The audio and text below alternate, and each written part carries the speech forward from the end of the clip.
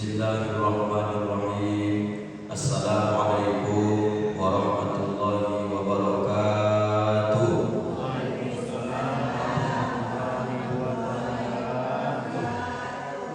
Alhamdulillahirabbil alamin wa bihi nasta'inu ala umuri dunya waddin wassalatu wassalamu ala asyrafil anbiya'i wal mursalin sayyidina wa maulana Muhammadin wa ala alihi wa sahbihi wa sallim ajma'in. Subhanaka la ilma lana illa ma 'allamtana innaka antal alimul hakim. Wa qala rabbi shrah li sadri wa yassir li amri wahlul 'uqdatam min lisani yafqahu qawli. Shadaqallahul azim.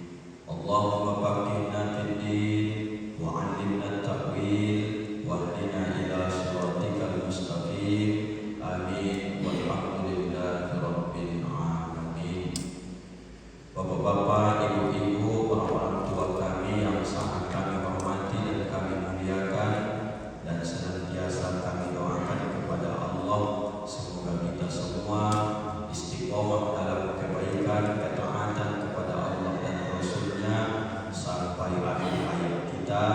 Mudah-mudahan kita semua yang hadir ini masuk surga bersama-sama dengan Nabi kita Muhammad sallallahu alaihi wasallam. Amin ya rabbal alamin.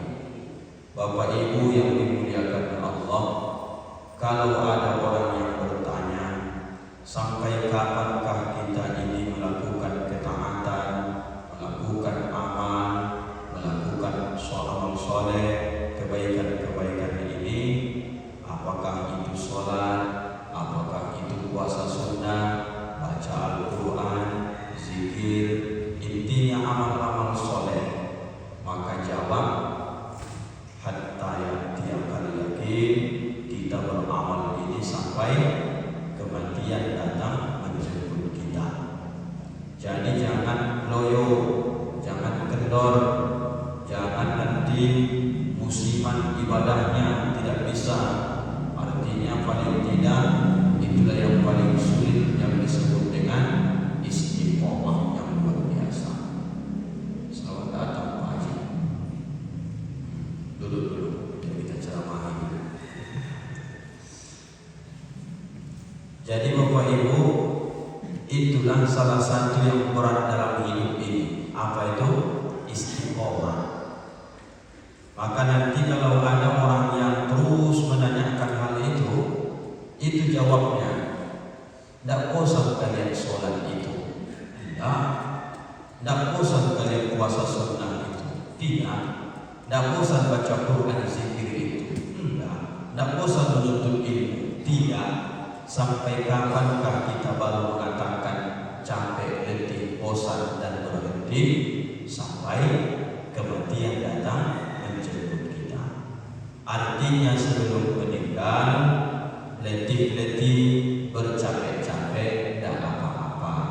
Nanti kalau sudah meninggal, tinggal istirahat, amal soleh mengalir pahala, kita sudah beristirahat di hadapan Allah. Karena ketahuilah Bapak Ibu, sesungguhnya orang yang melakukan dosa pun dia tetapnya capek, letih badannya. Mana bedanya? Orang yang melakukan dosa juga letih badannya, capek akal dan pikirannya, meninggal dia besok, dosanya mengalir, dia akan diazab di hadapan Allah. Orang beramal soleh letih juga. Siapa yang mengatakan sholat ini tidak letih? Letih dan Bapak Ibu. Apalagi Bapak Ibu tadi bangun jam 2, jam 3, tahajud sudah 10-20 rakaat, letih lah.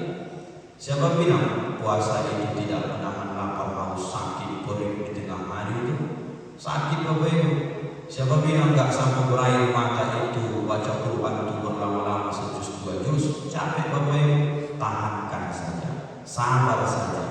Apa bedanya tadi? Orang yang berdosa itu mati besok, dosanya mengalir, kena azab. Kalau orang beramal soleh, letihnya capek, di hadapan Allah istirahat, pahalanya mengalir di hadapan Allah Subhanahu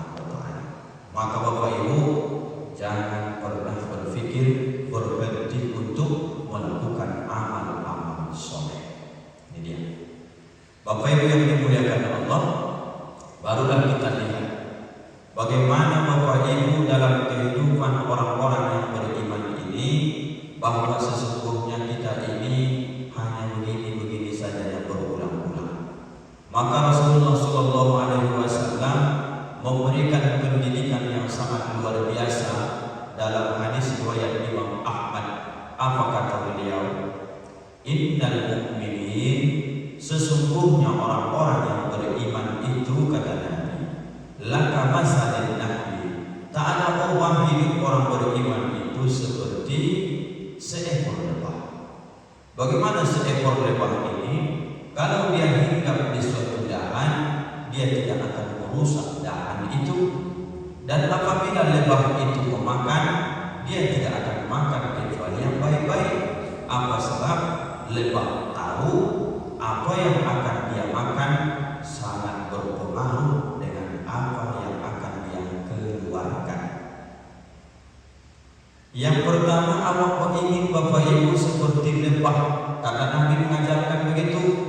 Banyak orang yang menanya-nanya bagaimana Rasulullah itu mendidik sahabat itu. Nabi simpel saja, jadi kalian macam lebah. Itulah pendidikan Rasulullah itu. Itulah akhlak Nabi itu. Bisa terbukti Nabi kita ini Bapak Ibu paling sabar. Nabi kita ini Bapak Ibu paling mudah memaafkan orang. Nabi kita ini Bapak Ibu paling dermawan. Nabi kita ini Bapak Ibu paling lembut dalam ucapan. Dan Nabi kita ini Bapak Ibu paling pandai menjaga perasaan orang lain. Itulah luar biasa Nabi itu. Pantaskah dia bisa menjalankan ke sahabat? Jadi kalian seperti seekor lebah. Dimanapun kalian tinggal, dimana hinggap, tidak akan ada orang yang terusik, terganggu dengan kehadiran kita di tempat itu. Pertama, Nabi Pak Ustaz pemaaf orang. Oh Bapak Ibu, sangat pemaaf. Sangat masyhur riwayatnya tentang Nabi berangkat ke masjid diludah oleh orang Yahudi. Apa Nabi marah? Tidak Bapak Ibu. Justru ketika dia diludah, dia tidak nampak berapa hari yang meludahnya, malah Nabi yang mencari dan bertanya, di mana orang ini? Begitu Nabi tahu rumahnya, kemudian dia jenguk, rupanya orang ini sakit. Nabi berangkat ke rumah, dia ambil makanan, kemudian dia suapkan makanan itu kepada nenek Yahudi ini. Asbab kemuliaan akhlak yang ditonjolkan oleh Rasul, Nabi tidak ada dendam sedikit pun, malah dia maafkan luluh hati Yahudi ini. Kemudian dia berkata, Muhammad, ajari aku mengucap 2 kalimat syahadat. Ini bukti betapa pemaafnya Nabi Muhammad ini. Inilah Bapak Ibu yang harus dicontoh. Kita tidak pernah orang meludahi kita. Jangan-jangan kita pas kadang lewat, orang pas batuk, pas dia batuk, mohon maaf. Memang pas kita lewat, namanya orang batuk, keluar dahaknya, mohon maaf, meludah dia. Itu pun kita perasaan. Apa kata kita? Seburuk-buruknya aku, janganlah pas lewat kau meludah. Kau jijik, tidak enak menengok aku. Kadang-kadang kita terbawa perasaan, padahal orang tak ada niat untuk mengejek merendahkan kita. Nabi Muhammad langsung dia berbaik sangka, biarpun nyata-nyata ludah itu datang, yang dia tonjolkan tetap akhlak yang sangat mulia. Awak Bapak Ibu hidup bertetangga paling tidak begitu kan mestinya. Artinya jahat pun orang sama kita, kalau dibalas dengan kejahatan, itu tidak akan ada selesainya Bapak Ibu. Tapi ketika orang jahat ke kita, katakanlah tetangga itu usil jahat ke kita, suka dia menzolimi kita, Nabi contohkan, balas dengan kebaikan, nanti hatinya akan dilembutkan Allah, dan malah engkaulah orang yang paling dia sayang, dia cinta, yang awalnya dia benci melihat kita. Itulah Bapak Ibu akhlak Nabi itu. Sifatnya seperti lebah, dimanapun ditaruh tidak pernah ini merusak, tapi selalu memberi manfaat. Satu. Yang kedua, Rasulullah itu paling lembut Bapak Ibu, terutama Terterbuk di dalam hadis yang diriwayatkan oleh Aisyah, suatu ketika Rasul pulang ke rumah berdakwah, kemudian Rasul itu saking letihnya langsung dia rebahkan badan. Kemudian Aisyah pun tidak berani bertanya. Kebiasaannya Aisyah ambil ke belakang minuman Rasulullah. Tapi entah kenapa qadarullah hari itu dibaca nanti dalam hadis, dalam riwayat itu, Aisyah membawakan kalau kita sekarang sejenis teh manis, tapi Aisyah salah dalam memasukkan. Yang semestinya teh manis kan dimasukkan gula, tapi yang dimasukkan Aisyah tanpa dia sadar, yang dimasukkannya adalah garam. Bapak Ibu dimuliakan Allah, disodorkan di hadapan Rasulullah. Rasulullah sedang letih, sedang capek, sedang ingin beristirahat, tapi Aisyah bawakan minuman tadi. Nabi bangkit, Nabi duduk, dia ambil gelas, kemudian dia minum. Setelah Rasulullah minum, nampaknya di raut wajahnya memang ini tidak sesuai, tapi Nabi tetap berusaha menjaga perasaan istrinya Aisyah. Diminum Nabi. Apa Bapak Ibu kebiasaan Nabi dengan Aisyah ini? Sahih hadisnya. Setiap Rasulullah minum, katakanlah Bapak Ibu, ini gelas yang diminum Rasul sebelah sini, nanti Aisyah juga akan meminum. Mohon maaf, di bekas bibir Rasulullah minum dari sudut mana di gelas itu Rasul minum. Kali ini berbeda, diminum Rasulullah air tadi, teh manis tadi, tapi dia meletakkan gelas ini tidak seperti biasa di dekat Aisyah. Dia taruh agak jauh sedikit. Tidak lama kemudian Rasul ambil lagi, dia minum lagi. Lantas Aisyah bertanya, ya Rasulullah, kenapa tidak seperti biasa setelah kau minum seteguk dua teguk kemudian kau berikan kepadaku? Kata Nabi Muhammad, hari ini saya sedang meminum sesuatu yang sangat nikmat, maka saya tidak ingin berbagi dengan engkau. Lalu apa kata Aisyah? Bagilah ya Rasulullah, sampai tinggal sedikit lagi. Baru kemudian Aisyah memaksa, ya Rasulullah, berikanlah minuman itu samaku. Tinggal sedikit lagi Bapak Ibu, langsung diminum Aisyah. Menyemprotlah air tadi dari, mohon maaf, mulutnya. Saking pahit, saking hebatnya, luar biasa garam yang masuk ke dalam air itu. Pahitnya luar biasa. Tidak asin lagi Bapak Ibu, pahit saking banyak. Setelah menyembur dari lisan Aisyah, kemudian dia menangis dan dia berkata, ya Rasulullah, aku minta maaf ya Rasulullah. Aku tidak tahu yang masuk itu adalah garam, setahu itu adalah gula. Kata Rasulullah, tidak apa-apa, kata dia. Apa hikmahnya Bapak Ibu? Rasulullah di saat letih, di saat capek sekalipun, apabila pasangan hidupnya istrinya sendiri melakukan kesalahan, fatal kesalahan itu, masih tetap berusaha berlaku lemah lembut, menjaga perasaan dari istrinya. Apakah ada kedua ucapan Rasul yang kasar? Tidak ada. Apakah ada ucapan Rasul sampai mencaci maki merendahkan Aisyah? Tak ada Bapak Ibu. Malah Aisyah yang merasa bersalah sendiri. Dan kemudian Nabi katakan, tidak apa-apa wahai Aisyah. Bayangkan Bapak Ibu, coba kita bawakan dalam keluarga kita hari ini. Mohon maaf, tidak usahlah bapak pulang kerja, kemudian ibu kasih teh manis yang tadinya mestinya gula bawa jadi garam. Itu katakan tidak mungkin terjadi. Kalaupun mungkin terjadi, ini akan perang dunia ketiga di Bapak Ibu, bisa berujung nanti tolak tiga, cerai gara-gara itu. Insya Allah tidak mungkin terjadi. Tapi sering bapak ini lupa tentang hadis ini. Apa yang sering lupa? Pertama, asal dia terlambat dilayani istri, ngomel, ucapan kasar, marah-marah dan sebagainya. Insya Allah Ustaz, saya terlambat untuk istri ngambilkan minum, tidak pernah saya bentak-bentak. Terlambat yang ngambilkan sesuatu yang saya suruh, itu tidak pernah saya lagi marah-marah. Apa sebab? Mendengarkan ceramah ini, Nabi perlakukan istrinya sangat lemah lembut.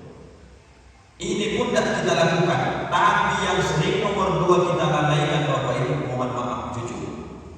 Mana lebih lembut kita Bapak Ibu sama kawan-kawan kita dibanding dengan pasangan hidup kita? Omong-omong aku tanya, mana lebih lembut suami ibu sama ibu ketimbang sama kawan-kawannya di luar rumah ibu? Mana lebih lembut nih? Omongannya, sifatnya, terutama ucapannya biasanya.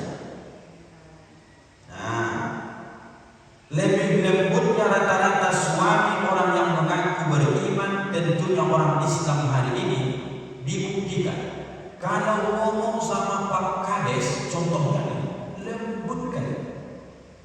Kalau ngomong sama Pak RT sama Pak RW, lembut kan. Tapi kalau nanti pulang ke rumah ngomong sama ibu, tak apa-apa dia ngomongin. Paling tidak biarpun omongannya tak kasar, suaranya selalu tinggi, membentak, sehingga membuat ibu tak nyaman. Adakah ibu yang seperti itu? Adalah kelakuan kita ini berbeda. Asal sama orang kita berlemah lembut, asal sama orang kita berusaha sebagus mungkin, tapi asal sama pasangan kasarnya kita minta ampun. Kok bisa begitu Pak Ustaz? Berbagai macam alasan. Karena Pak Ustaz, aku tiap hari dia terus tengok muka, sehingga bosan aku nengoknya. Tak ada kawan berantem lagi kecuali yang satu ini. Padahal kalau saja besok sakit kita, terutama bapak-bapak, bukanlah Pak RT, Pak RW, Pak Kades yang akan merawat kita. Kalau awak sakit besok yang mengawali, cek ke awal bros sampai rawat inap kalau perlu rawat inap, bahkan di UGD kalau perlu di UGD, yang menjaga kita adalah orang yang dekat dengan kita. Siapa? Paling tidak kalau udah istri, anak Bapak Ibu. Tapi nyatanya dalam hidup ini, itulah yang sering awak caci maki. Betul tak Bapak Ibu? Itulah akhlak Nabi itu.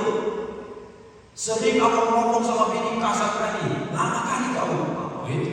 Mau berangkat ke pesta, mobil sudah hidup, dah keluar, cepatlah.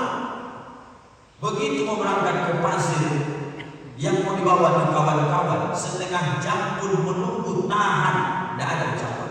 Maaf yang terlambat, tidak apa-apa. Bisa dia ngomong begitu. Tapi kalau bininya terlambat sedikit, Honda dipanasi mau ke pesta, cepatlah, ini sudah gelap nih, terlagi hujan ini. Pestanya pun ke syuhadanya tidak jauh-jauh, tapi luar biasa kasar dalam memperlakukan pasangan ini. Semoga Bapak Ibu kita bisa dengarkan dan pahami kalimat yang disampaikan Rasulullah. Apa kata Nabi? Selalu yang keluar ucapan itu, terutama kepada istrinya, selalu lemah lembut, karena Nabi sadar bahwa dalam hadisnya tidak ada kalian ini yang paling baik akhlaknya kecuali saya. Bagaimana akhlak Rasulullah itu? Khairukum li ahli, aku ini paling baik di antara kamu semua kepada keluarganya. Terbukti memang Bapak Ibu. Bagaimana Rasul memperlakukan istrinya, bagaimana Nabi memperlakukan, mencontohkan terhadap keluarganya. Ini kita orang Islam yang paling gagal Bapak Ibu, termasuk yang menceramah ini, termasuk menyampaikan tausiah ini. Saya pun begitu ya Bapak Ibu. Kalau sama Ustaz Samsul, mana pernah saya keras suara. Asal nelpon, Ustaz Samsul, apa kabar? Sehat? Alhamdulillah, seorang putih sehat. Kapan kita ke kebun? Besok Ustaznya, insya Allah. Kapan kita makan-makan? Besok Ustaz, besok. Tidak pernah kami bersinggungan, selalu lembut, selalu lembut. Tapi catatan Bapak Ibu, saya di rumah saya, kadang tanpa saya sadari pun muncul akhlak yang tak baik. Apa itu?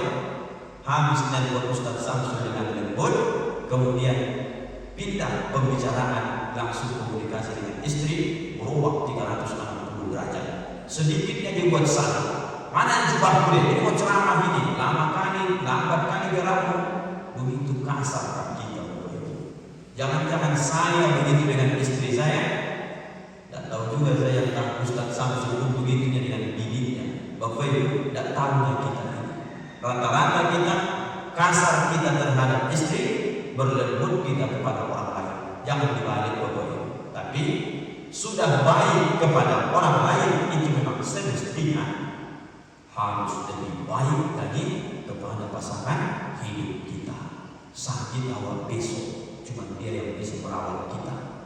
Kalau jahat awal pas sehat, sakit awal besok, balas dendam dia Bapak Ibu. Itu yang kita takutkan. Ibu pun jangan meyakinkan. Kalau ibu sehat, baik-baik saja, jangan merepet terus. Ya Bu ya. Kalau lagi sehat sekarang jangan ngomel terus. Kalau sedang sehat sekarang jangan minta sama bapak apa yang tak mampu dia lakukan. Stres dia. Ya kalau dia masih hidup, alhamdulillah. Duluan ibu sakit, nanti tengok dibalasnya. 3 bulan ibu kena gula, tak bisa lagi bangkit kemana-mana. Dibisikkannya ke telinga ibu, Bu, kalau nggak ada lagi harapan sehat, doa sama Allah supaya cepat malaikat maut itu jemput ibu. Kalau juga nanti datang malaikat maut itu, bagaimana lah aku bisa merawatmu? Anak-anak kita kuliah lagi. Dibisikkannya ke telinga ibu, kau izinkan aku nikah sekali lagi. Begitu dibilang, ibu sedang sakit parah. Hati-hati ya, ini akhlak Nabi itu, hati-hati jangan bermain-main. Ini serius ini Bu, jangan pikirkan itu. Baik-baik awal sama pasangan hidup awal, jangan dibalik. Lembut sama orang, kasar sama pasangan hidup, salah. Lembut sama orang itu memang ajaran agama, itu sudah semestinya. Tapi kalau sudah lembut sama orang, sama kawan, berlipat ganda awak lembut kepada keluarga awak sendiri. Begitu Bapak Ibu. Saya yang terakhir adalah datang seorang sahabat sedang panen jeruk Bapak Ibu. Kemudian dia berpikir saking bahagia syukurnya dia sedang memanen jeruk. Apa kata dia dalam hati?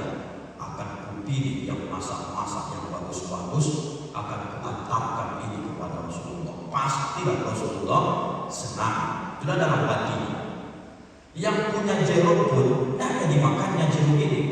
Apakah masak, apakah manis, tapi dia nampak begitu bersemangat nikmat Allah ini, panennya melimpah. Tanpa dia pikirkan, simpan yang besar-besar yang mantap-mantap, bawa. Ditanya, di mana Rasulullah? Di sana. Dijumpainya Rasulullah. Katakanlah di bawah mungkin satu karung lah begitu, mendekatkan pahanya. Begitu dia datang, Assalamualaikum ya Rasulullah. Waalaikumsalam, kata Nabi. Duduk, Nabi sedang bersama sahabat yang lain. Apa yang dilakukan orang ini? Dia letakkan jeruk itu di hadapan Rasulullah. Apa kata dia? Ya Rasul, ini aku berikan kepada engkau. Kata Nabi, apakah ini sedekah atau hadiah? Kata orang ini hadiah untukmu ya Rasulullah. Kenapa dia tak menyebut sedekah? Karena Nabi tidak boleh memakan sedekah. Nabi hanya boleh memakan hadiah. Kalau orang ini menyebut hadiah sedekah, dia akan kasih kepada sahabat lain. Kalau orang ini menyebut hadiah, Nabi akan makan dan akan dia bagi kepada sahabat lain. Artinya Nabi tidak boleh Bapak Ibu memakan sedekah, saking bersihnya Nabi itu. Begitu Nabi dipersilakan, ya Rasul, tolonglah kau cicip di hadapanku, ini panen jeruk sedang melimpah, senang hatiku ya Rasul. Diambil Nabi satu, oh ya alhamdulillah, dibuka Nabi. Begitu dimakan Nabi, Allah Bapak Ibu luar biasa akhlak Nabi kita. Tak menunjukkan sedikit pun wajah Nabi berubah, malah Rasulullah mengatakan alhamdulillah sangat nikmat jeruk ini. Makan Nabi. Kebiasaan Nabi asal makan tidak pernah mau sendiri, sedikit bagi sedikit, banyak bagi banyak. Artinya Nabi kita ini jiwa sosialnya luar biasa dan suka enak rasa Bapak Ibu kalau orang lain tak menikmati itu. Tapi kali ini Nabi tidak membagi ke sahabat. Sahabat lain pun menengok, kok tumben pelit Rasulullah ini? Biasanya kan ini dermawan Nabi, dimakan Nabi 2-3 habis itu pamitlah yang yang membawa jeruk. Setelah pamit yang membawa jeruk, baru kemudian sahabat bertanya, ya Rasulullah, masih banyak jeruk itu di hadapanmu. Kok tak bisa kami minta 1 biji, tak 1 buah, tak 1 orang? Kata Nabi, tidak usah. Ini jeruk ini enak sekali nih, mau saya habiskan ini. Bagilah ya Rasulullah. Berulang-ulang sahabat kemudian mereka desak. Kemudian apa kata Nabi? kalian ambil satu-satu. Begitu diambil mereka satu-satu orang, mereka kupas jeruk tadi, mereka makan. Semua mengatakan kurang ajar yang membawa jeruk ini. Kok kalian bilang kurang ajar? Asamnya ditambun. Kenapa ya Rasul pas di depan lihat jadi Rasul katakan luar biasa jeruk ini. Kemudian Rasul tak menunjukkan wajah itu merah, menunjukkan kecewa. Apa kata Nabi? Karena aku takut kalian akan marah, akan kesal, akan merasa tersinggung. Masamnya jeruk ini, kalau kalian sebut di hadapannya, tentulah dia akan berkecil hati, dia akan sedih. Sementara aku yang menikmati makan tadi, biarlah kutangankan asamnya jeruk ini. Yang penting hati dia yang memberikan hadiah ini senang sampai dia pulang kembali. Bayangkan Bapak Ibu. Ibu kalau dikasih orang begitu, cuman perasaan ini. Aku lemparkan jeruk ke mukanya, macam tak bisa membeli jeruk lagi, kan begitu kira-kira. Nabi tidak melakukan itu Bapak Ibu demi Allah. Tapi sahabat yang komentar, kenapa ya Rasul dia buat begitu? Kenapa dia lakukan begitu? Apa kata Nabi? Tidak apa-apa. Kebaikan hati dia datang saja membawa jeruk. Pertama, bisa saja dia tak tahu jeruknya ini asam. Yang kedua, baik sangka saja sama dia karena mungkin kebesaran hati dan kesyukuran kepada Allah, dia bagi-bagi hasil tanaman sama kita. Apa salahnya kata Nabi? Sahabat menggerutu. Kalau begitu ya Rasul, besok kalau ngantar jeruknya jangan terima lagi. Mana jeruk yang tak bagus sudah mulai dibawa ke sini. Sahabat yang ngomel padahal mereka hanya mencicip sedikit. Nabi entah beberapa buah yang dia habiskan, santai saja. Apa maknanya Bapak Ibu? Rasulullah itu paling pandai menjaga perasaan orang lain. Ini sering kita ungkap ini. Bagaimana cara menjaga perasaan orang lain? Kadang-kadang awak tak ingat, terlanjur kadang-kadang. Jangan awak Bapak Ibu bercerita mobil sama orang yang tidak mampu beli Honda. Kira-kira begitunya perasaan-perasaan. Jangan awak cerita kebun sawit yang luas, kawan pertepakan rumah pun tak ada. Kira-kira begitu ya perasaan di mobil. Jangan pula awak cerita gaji awak berapa puluh juta sebulan, sementara kawan pengangguran. Kan ini perasaan semua di Bapak Ibu. Terangkanlah ini dalam hidup, pahami dengan baik. Siapa kawan kita sedang bicara, Nabi paling pandai dia mengukur bayang-bayang. Jangan sampai kawan bicaraku ini tersinggung diakibatkan karena ucapan tingkah laku. Pak Joni Firgo besok kalau begini itulah caranya. Usahakan jangan pernah siapa kawan bicara tersinggung dengan Pak Haji. Insya Allah duduk besok tengoklah. Ini resep yang dibuat oleh Rasulullah. Makanya tersebut dalam syair itu, Nabi Muhammad itu bukan hanya dicintai dan disegani oleh sahabatnya, tapi Nabi Muhammad itu disayang dan disegani oleh lawannya. Segannya Abu Jahal, Abu Lahab sama Nabi, kok bisa Pak Ustaz simpati mereka, tapi karena ego tak bisa dikalahkan, kafir sampai mati, tak bisa menerima kebenaran dari Nabi Muhammad Sallallahu Alaihi Wasallam. Inilah Bapak Ibu tiga akhlak yang Ustaz sampaikan. Bagaimana sosok Rasulullah itu orangnya sangat-sangat baik, sangat pemaaf, sangat pandai menjaga perasaan orang lain. Mari kita angsur-angsur bagaimana lembutnya Rasulullah memperlakukan keluarganya, sahabatnya, menjaga perasaan orang. Hendaknya begitu Bapak Ibu kita perlahan-lahan contoh sifat akhlak yang baik ini. Terima kasih Bapak Ibu, ini yang bisa disampaikan. Mudah-mudahan bermanfaat dan semoga Allah beri kita keistiqomahan dalam ibadah. Kita tutup dengan doa kafaratul majelis. Subhanallahumma wa bihamdika, asyhadu an la ilaha illa